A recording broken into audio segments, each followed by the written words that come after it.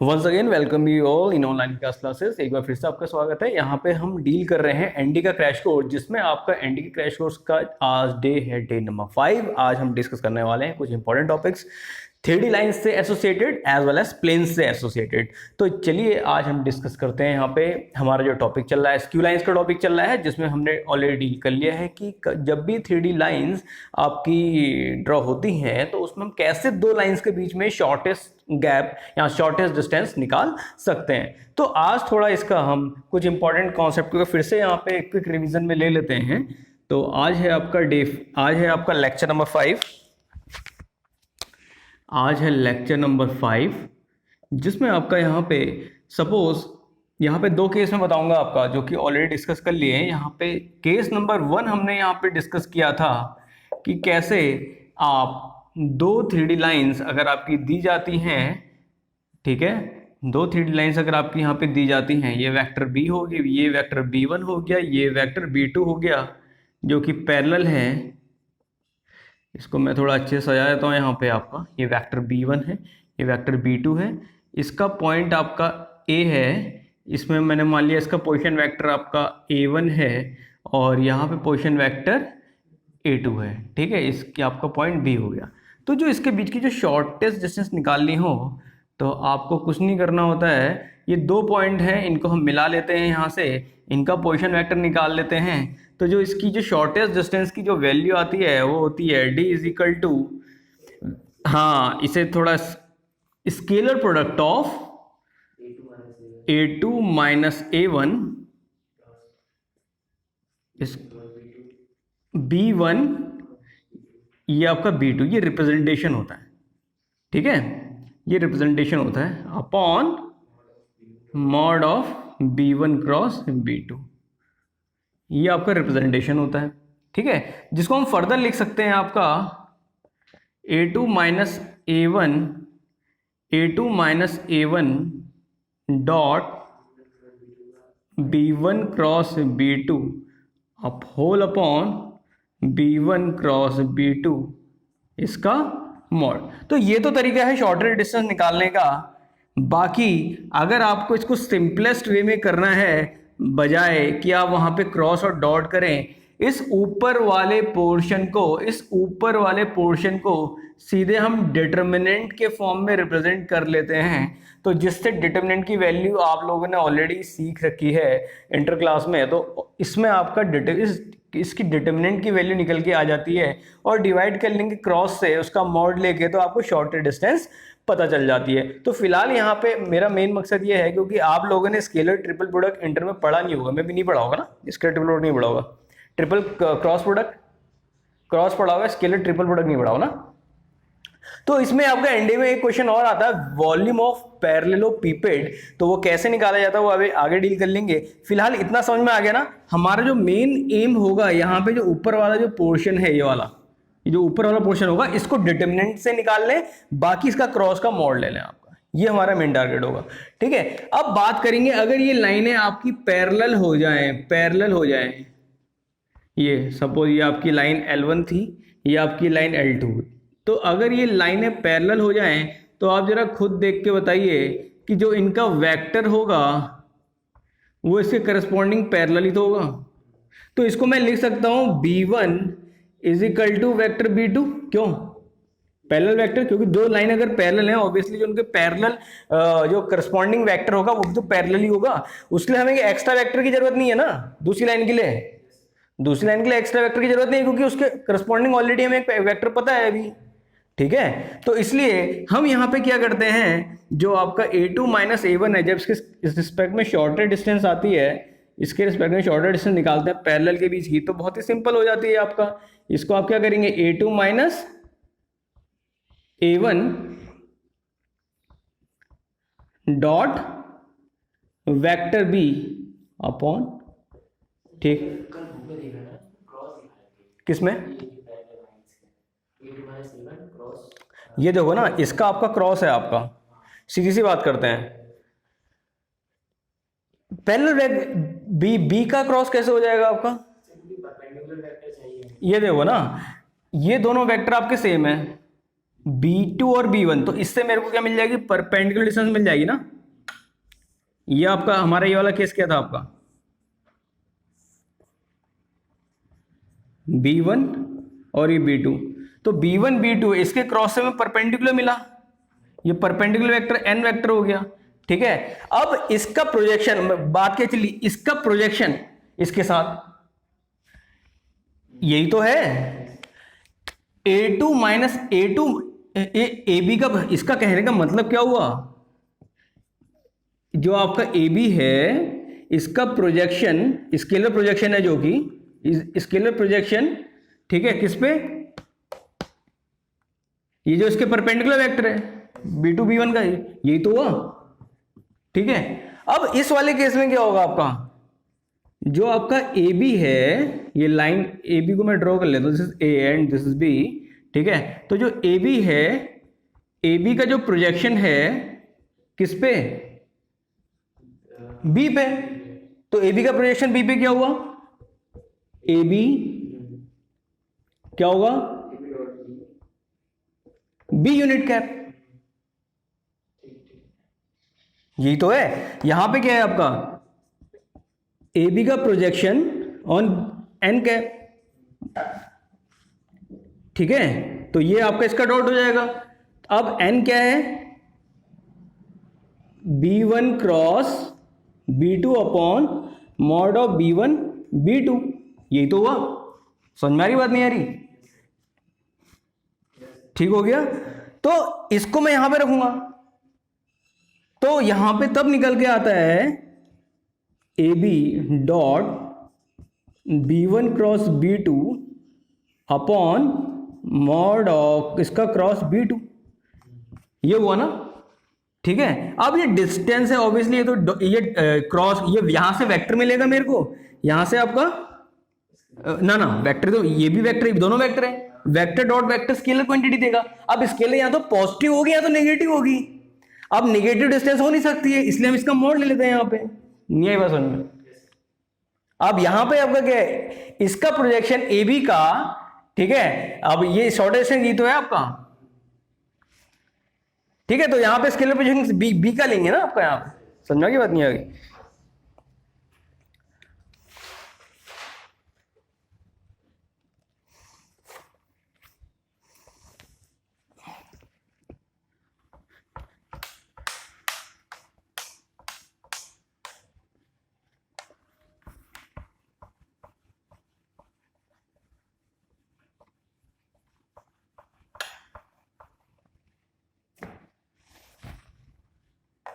मेरे ख्याल से इससे पहले ही मैंने यही बताया था आपको, कुछ और बताया था इससे पहले, जो पैरेलल वाली कंडीशन थी आपका, उसके बाद कोवेलेंटी का लेवल डिसाइड करेंगे, स्केलर आप क्रॉस तब करते हैं ना, उस केस में क्रॉस तब करते हैं ना जब आपका ये जैसे पैरेलल वेक्टर है, ये पैरेलल वेक्टर है, ठीक है, जो लाइन है, जो ये आपकी लाइन आ रही है, जो ए बी वेक्टर आ रहा है, ए बी वेक्टर जो आ रहा है, ठीक है, जो ए बी वेक्टर आ रहा है, जैसे आपका ये लाइन है ना आपकी, आप जो बात कर रहे हैं वो कंडीशन तब फुलफिल होगी। आपका कहने का मतलब ये है, अगर ये वेक्टर बी है, आपने कहा कि ये इन लाइनों को ज्वाइन कराया मैंने, ठीक है, आप कह रहे हैं कि इनको ज्वाइन कराया हमने ए बी, मैं अब देखो शॉर्टेड डिस्टेंस यही है, ये लो, ये सारी शॉर्टेड डिस्टेंस है, दो पैरेलल लाइंस हैं। अब मेरे को क्या करना है, इस बी वेक्टर को इसमें प्रोजेक्ट कराना है स्केलर प्रोजेक्शन में, आपका वो स्केलर प्रोजेक्शन होगा। अब आप कह रहे हैं इसका क्रॉस लेना, आपका कहने का मतलब पता है क्या है, ए बी अगर आप इसका वेक्टर प्रोजेक्शन लेते हैं तो इसका मतलब हो गया ए बी क्रॉस, तो जो डिस्टेंस निकल के आएगी उस प्लेन के परपेंडिकुलर आ जाएगी है।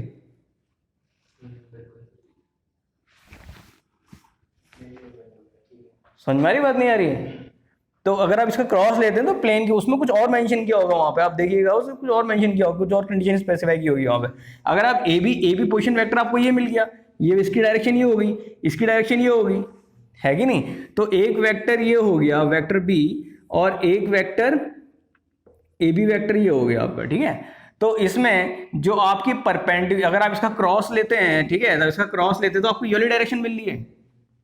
तो ये आपका, ये जो इसका प्रोजेक्शन, इसमें क्रॉस करके आपको परपेंडिकुलर डिस्टेंस मिल जाएगी इसके प्लेन के, ठीक है। तो फिलहाल यहाँ पे क्रॉस कर रहे हैं, तो इसका हमें इसका प्रोजेक्शन लेना है, वेक्टर प्रोजेक्शन नहीं है, वो स्केलर प्रोजेक्शन से आएगा आपका, ठीक है।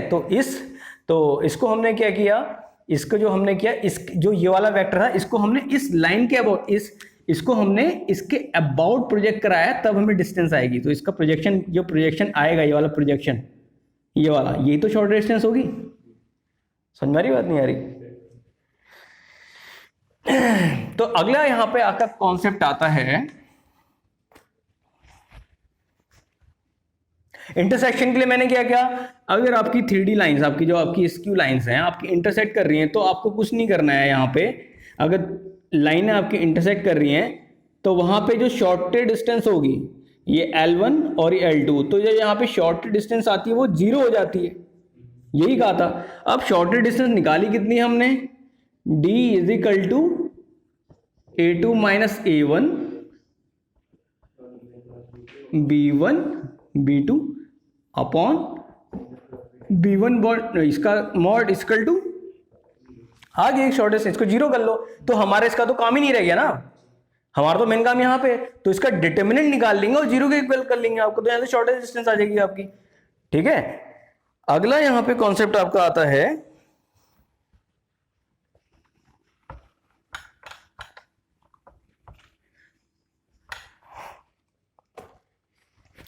अब हम यहाँ पे बात करेंगे, अब यहाँ पे हमारा 3D लाइंस पे, इसमें आपका और कुछ पूछना है, कोई क्वेश्चंस आपके 3D लाइन से?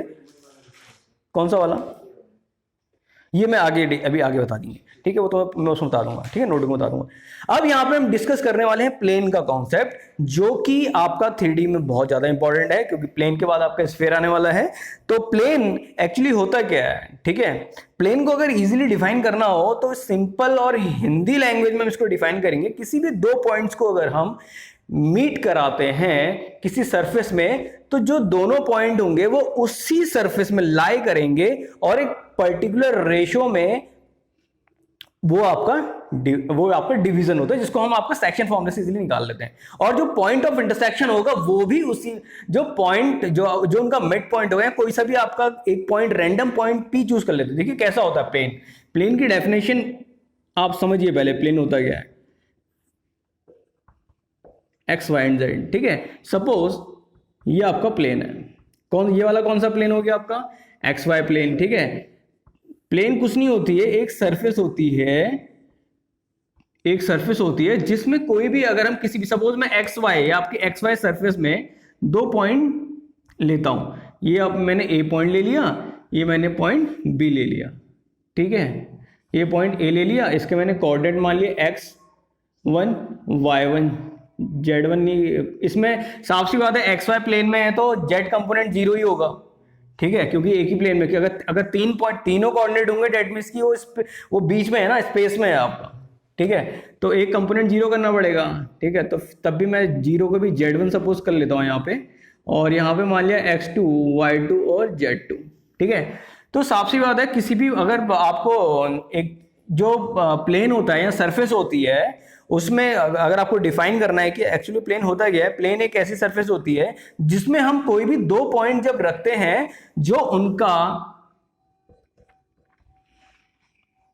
जो ये पॉइंट है, इनके साथ साथ जो इनका मिड पॉइंट हो, या कोई भी एक ऐसा पॉइंट जो दो पॉइंट के बीच में लाई कर रहा हो, या कहीं पे भी लाई कर रहा हो, वो भी उसी प्लेन में लाई करता है। सपोज ये पॉइंट P है, इसको मैं कह लेता हूं x, y, z, ठीक है। तो ये लैम्डा रेशो 1 में डिवाइड कर रहा है, या बीटा रेशो 1 में डिवाइड कर रहा है, तो इस पॉइंट P को हम आपका निकाल सकते हैं किससे, सेक्शन फॉर्मूले से इजीली निकाल सकते हैं। तो बताओ P के कोऑर्डिनेट क्या हो गए आपके, P के कोऑर्डिनेट में हम, हाँ पहले x निकाल लेना, कितना हो जाएगा बताओ, हाँ लैम्डा, इसको हम यहां पे लेंगे और 1 को यहां पे लेंगे, बताओ कितना हो जाएगा, lambda x2 plus x1, 1 into x1 which is x1 upon lambda plus 1। कौन सा डिवीजन है, इंटरनल डिवीजन है, एक्सटर्नल डिवीजन है, इंटरनल डिवीजन है, ठीक है। Similarly y is equal to कितना हो जाएगा, lambda y2 plus y1 upon lambda plus 1। आगे बताओ यहाँ पे z का आ जाएगा आपका lambda z2 plus z1 upon lambda plus 1। ठीक है, तो यहां से मेरे को एक्स वाई जेड कोऑर्डिनेट मिल गई।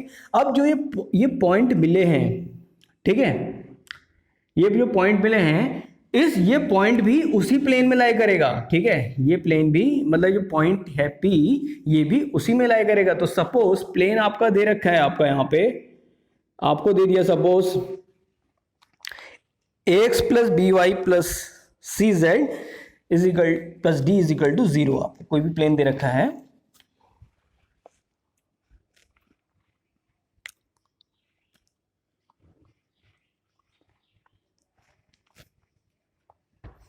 तो यहां पे देखिए कोई भी आपकी पॉइंट दे दिया, यहां पे प्लेन दे रखा है ax plus B Y plus C Z plus D is equal to 0। ये आपका दे रखा है पॉइंट। अब इसमें ए पॉइंट भी लाई करेगा, ए पॉइंट लाई करेगा तो बताओ क्या आएगा, इक्वेशन निकालो इसकी equation.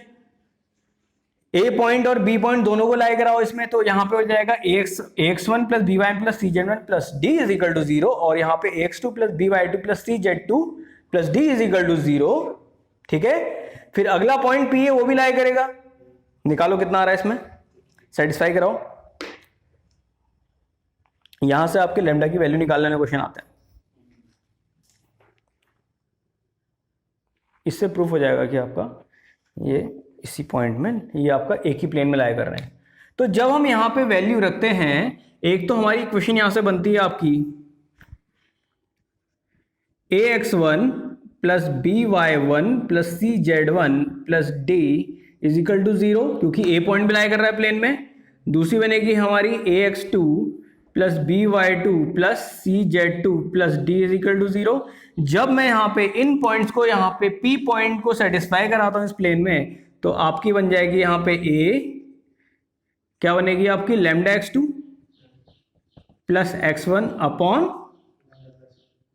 Lambda plus 1 plus B y2 lambda y2 plus y1 upon lambda plus 1 plus C lambda z2 plus z1 upon lambda plus 1 plus D equal to 0। समझ में आ गई बात, नहीं आ गई? ठीक है, तो यहां पे आप जब इसमें आपका रखेंगे तो यहां पे देखिए इसकी value d is equal to 0 आएगी। यहां पे देखो जब हम इसमें यहां से कॉमन ले लेंगे lambda upon lambda plus 1 x2 plus क्या आ जाएगा आपका lambda upon lambda plus 1 by2। समझ में आ रही बात, नहीं आ रही? तो यहां पे इसकी वैल्यू 0 के इक्वल आ जाएगी, तो यहां पे आपका सेटिस्फाइड हो जाएगा कि ये वाला पॉइंट है वो भी इसी प्लेन में लाया करता है। तो ये फिलहाल कंडीशन है कि बताओ कि आपका किस लैम्डा की वैल्यू क्या होनी चाहिए कि आपका ये पॉइंट इस प्लेन में लाया करे। तो उस समय आपको क्या करना पड़ेगा, इसका एक तो सेक्शन फॉर्मूले से ये पॉइंट निकालने पड़ेंगे। ठीक है, सेक्शन फॉर्मूले से निकालने पड़ेंगे, रेशियो आपको मेंशन नहीं होगा, और ये x1 y1 और x2 y2 ये दिए रहेंगे आपको। तो बोला जाएगा कि लैम्डा की वैल्यू क्या होनी चाहिए कि ये आपका इसी प्लेन में लाया करे, तो लैम्डा की वैल्यू आपको यहां से मिलेगी। ठीक है, तो ये तो थी बात आपका, क्योंकि कंडीशन है ना, अगर आपका एक ही प्लेन में लाई कर रहे हैं तो आपका ये तीसरा पॉइंट है वो भी सेटिस्फाइड करना चाहिए यहाँ पे। समझ में आ गई बात, नहीं आ गई? तो यहां से लैम्डा की वैल्यू तब निकालेंगे जब आपके गिवन पॉइंट्स होंगे, ए और बी आपके गिवन होंगे, वो आपको दिया होगा 2 3 4 जो भी आपकी मेंशन की होगी वैल्यू। ठीक है, एक कोऑर्डिनेट 0 रहेगा वहां पे, तो बाकी आपका लैम्डा की वैल्यू यहां से इस तरह से निकाली जाती है। ठीक है, सेक्शन फॉर्मूले से लैम्डा वो निकाल लेंगे, उसकी वैल्यू यहां से निकल जाएगी। अगला कॉन्सेप्ट आता है यहाँ पे, हाँ अगला कॉन्सेप्ट यहां पे आता है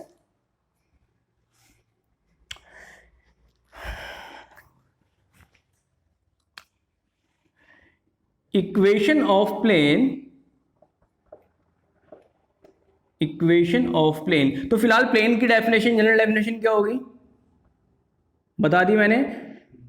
प्लेन आपका एक ऐसी सरफेस होती है जिसमें आपके अगर दो पॉइंट लिए जाएं, उनको जब जोड़ा जाता है तो जो आपके दोनों पॉइंट जब जोड़ के उसके बीच में कोई सा भी एक तीसरा पॉइंट जो मैच करेगा वो उसी सरफेस में लाई करेगा आपका। ठीक है, तो सपोज ये कोई सा भी एक रैंडम आपका प्लेन है तो इसमें आपका एक नॉर्मल वेक्टर होता है, ठीक है, नॉर्मल वेक्टर, ठीक है, एक नॉर्मल वेक्टर होता है और ये आपका इसका 90 डिग्री बनाता है। तो इसकी जो निकलती है r dot n is equal to, ये सपोज यहाँ पे कोई सा भी गिवन पॉइंट होगा जिसका पोजीशन वेक्टर a है, which is equal to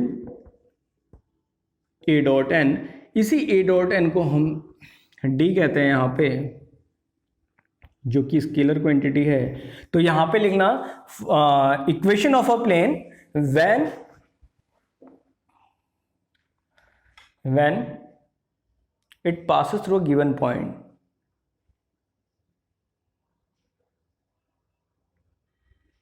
and perpendicular to normal vector n।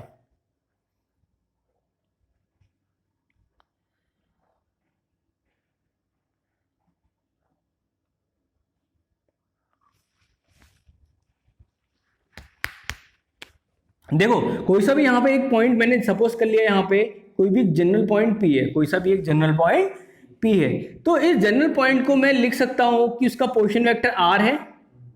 अब यहाँ पे इस r वेक्टर, कोई भी जनरल पॉइंट की बात जब भी आती है उसको हम रिप्रेजेंट करते हैं xi cap plus yj cap plus zk cap, ठीक है। जनरल पॉइंट कोई सा भी एक वेरिएबल पॉइंट जो कि उस सरफेस में लाई कर रहा है, तो उसका वेक्टोरियल रिप्रेजेंटेशन क्या होगा, xi cap plus yj cap plus zk cap, ठीक है। तो अब यहाँ पे ये आपका कोई सा भी जनरल पॉइंट है। अब आप जरा सोच के बताना यहाँ पे अच्छे से, जो आपका AP vector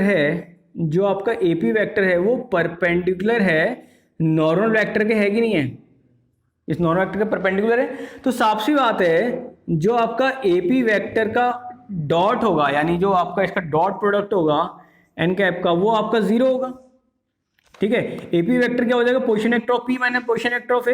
position vector of P कितना है, R, position vector of A कितना है आपका, A dot N vector is equal to 0। तो यहीं से ये आपका एक इक्वेशन आती है, जो कि इसी का एक्सप्रेशन यहाँ पे फर्दर एक्सपेंड होकर आएगा। तो जब भी कोई प्लेन या सरफेस पास करती है किसी भी गिवन पॉइंट से और आपका नॉर्मल वेक्टर एक परपेंडिकुलर दिया हो, तो बताओ कि इसकी इक्वेशन क्या होगी। इसकी इक्वेशन ये होगी, ठीक है। जब हम अब ये नॉर्मल वेक्टर क्या है आपका, which is dr vector ai cap plus bj cap plus ck cap. तो जब मैं इसका डॉट करता हूं तो यहां पे जो इक्वेशन आ जाएगी आपकी, क्या आ जाएगी बताइए, ax plus by plus cz is equal to d, ठीक है। समझ में आ गई बात, नहीं आ गई? अब इसको तालिया, इसको कर लीजिए आप, इसको ये एक्सप्रेशन लिख लीजिए, उसके बाद फिर हम कुछ और निकाल लें।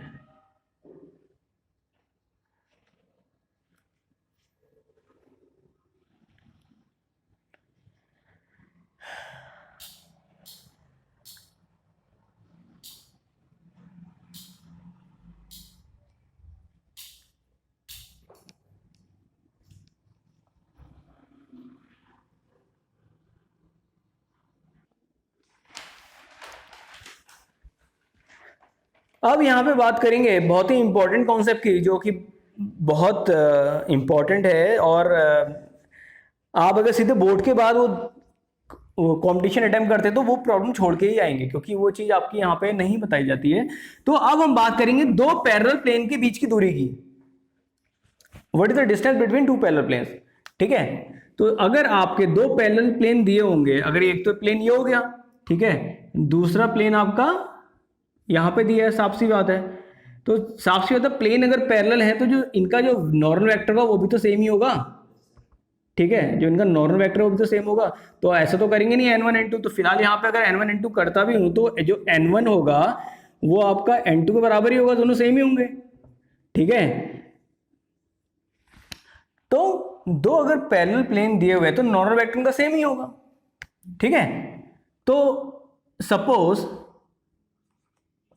ax plus B Y plus C Z is equal to D1 is the equation of first plane. ठीक है, ये इक्वेशन ऑफ ये फर्स्ट प्लेन होगी आपकी। ठीक है, इसको D1 मान लिया मैंने आपका, जो आपका ठीक है जो डॉट आ रहा है, जो डिस्टेंस है आपकी ओरिजिन के रिस्पेक्ट में जो है, ठीक है, इसे D1 मान लिया। और जो दूसरी आपकी यहाँ पे इक्वेशन आपकी दी जाती है, ये समझ में आ रही बात, ए बी सी सेम रहेंगे, dr वेक्टर सेम होंगे क्योंकि दोनों आपके पैरेलल प्लेन है। ठीक है, और ax plus B Y plus C Z is equal to D2, ये आपकी सेकंड इक्वेशन हो गई। अगर आपको यहाँ पे इनके बीच की दूरी निकालनी है, इनके बीच की दूरी निकालनी है, तो आपको कुछ नहीं करना है। यहाँ पे जो आपका सेपरेशन है, सेपरेशन बिटवीन प्लेन भी कह सकते हैं, सेपरेशन बिटवीन प्लेन भी कह सकते हैं, पैरेलल डिस्टेंस भी कह सकते हैं, ये होती है आपकी mod of D1 minus D2 upon under root of A square plus B square plus A square plus B square plus this is square.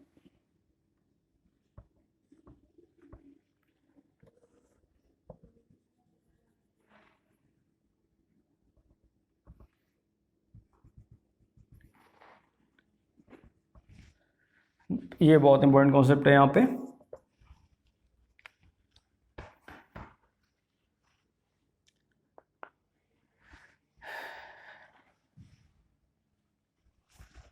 Actually इस कॉन्सेप्ट का आपका एप्लीकेशन वहाँ भी होती है जब आपका एंगुलर मोमेंटम के पार्टिकल वाले क्वेश्चन पूछे जाते हैं। कब इससे 2019 में पूछा गया था आपका फिजिक्स में कि आपका एक पार्टिकल मूव कर रहा है ओरिजिन के अबाउट, तो बताना है कि उसका जो मोमेंटम होगा डिफरेंट पॉइंट्स के अबाउट कितना होगा। ठीक है, तो वो इसी कॉन्सेप्ट से निकलता है आपका यहाँ पे।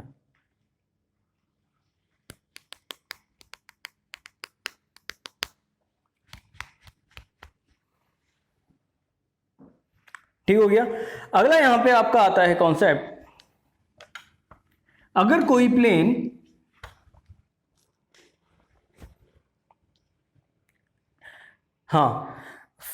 Find the equation of a plane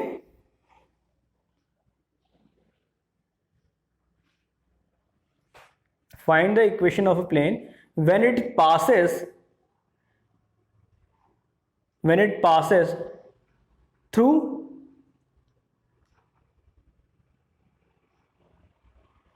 three given points, and the equation of plane when it passes through a three given points।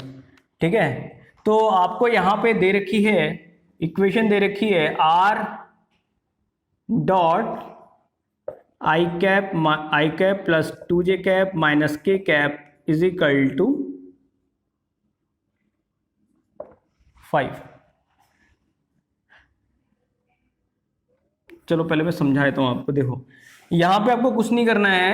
आपको अगर जब भी आपका प्लेन दिया होता है ax plus B Y plus C Z plus D is equal to 0, ठीक है, आपके 3 पॉइंट्स गिवन है यहाँ पे, a x1 y1 और z1, b आपका दे रखा है यहाँ पे x2 y2 z2, और c आपका दे रखा है x3 y3 एंड z3। अब यहाँ पे आपको क्या करना है, आपको बतानी है इक्वेशन ऑफ अ प्लेन। अब देखो ए बी सी तीनों ही अननोन है, डी भी अननोन है, ठीक है, तो आपको यहाँ पे वैल्यू निकालनी पड़ेगी। तो सबसे पहले आपको कुछ नहीं करना है, इस पॉइंट को हम यहाँ पे लाई कराएंगे तो बताओ कितना आ जाएगा यहाँ पे, ax1 plus B Y one plus C Z one plus D is equal to 0। ठीक है, तो इस d की वैल्यू मैं यहाँ पे सब्स्टिट्यूट करूंगा, इस d की वैल्यू यहाँ पे सब्स्टिट्यूट करूंगा तो बताओ कितना आ जाएगा, a x minus x1 plus B y minus y1 plus C z minus z1 is equal to 0। कैसे आया, इस d को या सीधे आप कीजिए, ऐसा करना, इसको इक्वेशन 1 लेना, मतलब d को मैं एलिमिनेट कर रहा हूं, यहाँ पे d को एलिमिनेट कर रहा हूं, तो d को एलिमिनेट करने पड़ेगा आपको दिस इक्वेशन माइनस दिस, तो यहां पे आपका आ जाएगा a times of x minus x1 plus b times of y minus y1 plus c times of z minus z। ठीक है, तो यहां से आपका d एलिमिनेट हो गया। अगले राउंड में आप क्या करेंगे, अगले राउंड में आपको ये वाला पॉइंट को यहां सेटिस्फाई कराना पड़ेगा, तो कितना आ जाएगा बताइए, a x2 minus x1 plus B y2 minus y1 plus C z2 minus z1 is equal to 0। This is equation 3। अगली बताइए a x3 minus x1 plus B y3 minus y1 plus C z3 minus z1 is equal to 0। This is equation 4 ना। ठीक है, अब यहां पे आप इन दो इक्वेशन को सॉल्व कर लेंगे है ना। डिटरमिनेंट से कैसे सॉल्व करेंगे, उसके लिए इक्वेशन और नहीं चाहिए ना आपका। ठीक है, तो ये वाली इक्वेशन तो वेरिएबल फॉर्म है, ये तो वेरिएबल फॉर्म है आपका। ठीक है, ये तो हमारी रिक्वायर्ड इक्वेशन होगी। ठीक है, तो आपको कुछ नहीं करना है, यहां से पकड़ना ए। क्या पकड़ना? ए। ठीक है, यहां इस वाले को छोड़ देना क्रॉस मल्टीप्लीकेशन से। ठीक है, तो दिस इंटू दिस, इसको हम इससे करेंगे और ये प्लस याद रखना ये वाला ऑपरेशन प्लस होता है, ये वाला ऑपरेशन प्लस होता है, ये वाला ऑपरेशन माइनस होता है। जब ए वाला लेंगे तो इसको हटा देना, तो इसको y2 minus y1 into z3 minus z1 और दिस इंटू दिस। समझ में आ गई बात? नहीं आ गई? तो ये तरीका आपका निकालने का। अब आते हैं न्यूमेरिकल में। लिखिए, क्वेश्चन लिखिए। हाँ, पहले इसको कॉन्सेप्ट को देख लीजिए।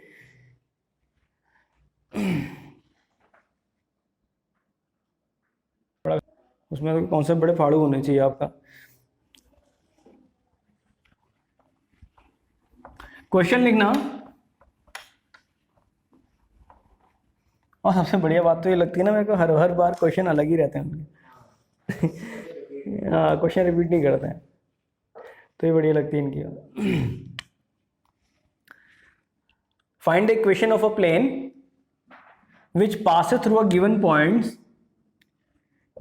ए दिया है आपका 2,5,7, बी दे रखा है -1,3,2, सी दे रखा है आपका 2,4,5। इन 3 पॉइंट से होके प्लेन पास कर रहा है। आपको बताइए